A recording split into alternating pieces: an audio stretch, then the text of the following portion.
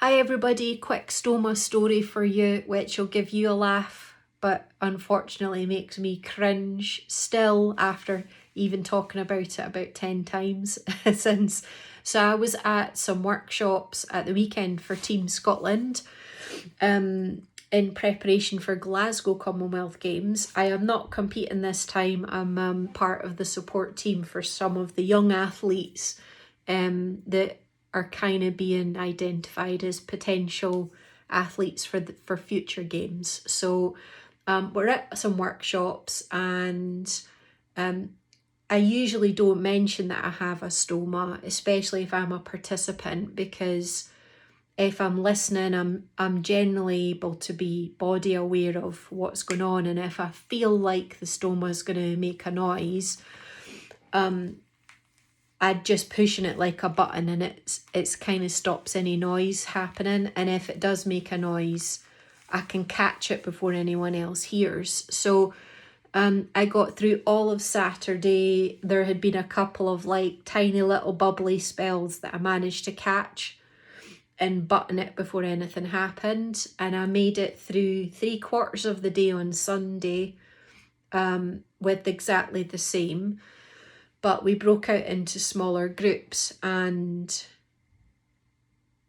there was only about 4 of us in the small groups, which meant we all had to interact and speak, and we were having a bit of a laugh.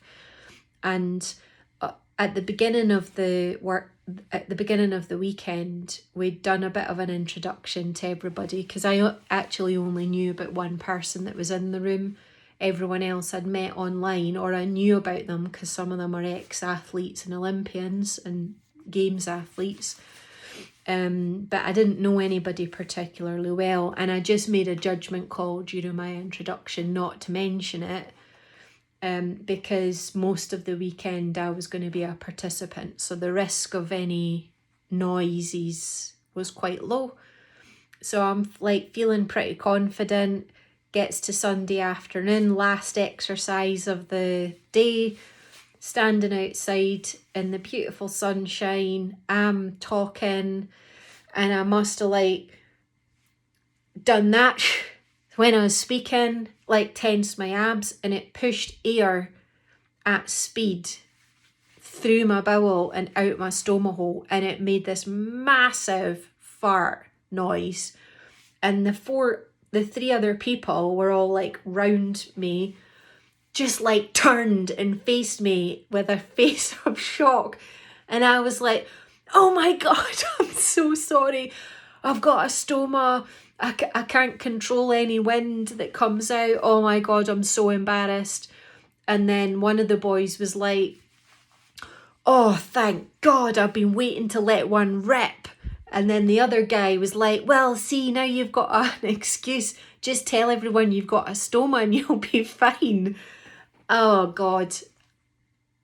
I think it was one of the most embarrassing moments of my life, because these were 3 people I'd never met before in my life. And they didn't know the context about why I have a stoma, that it's only been a year, that it's due for reversal. Oh, it just makes me want to cringe.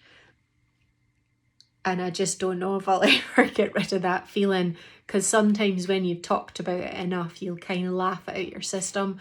Well, I don't feel any better. It just feels the same, even though I've told multiple people, and now I'm telling all of you lovely people on here. So it's cringeworthy for me. It's like so embarrassing.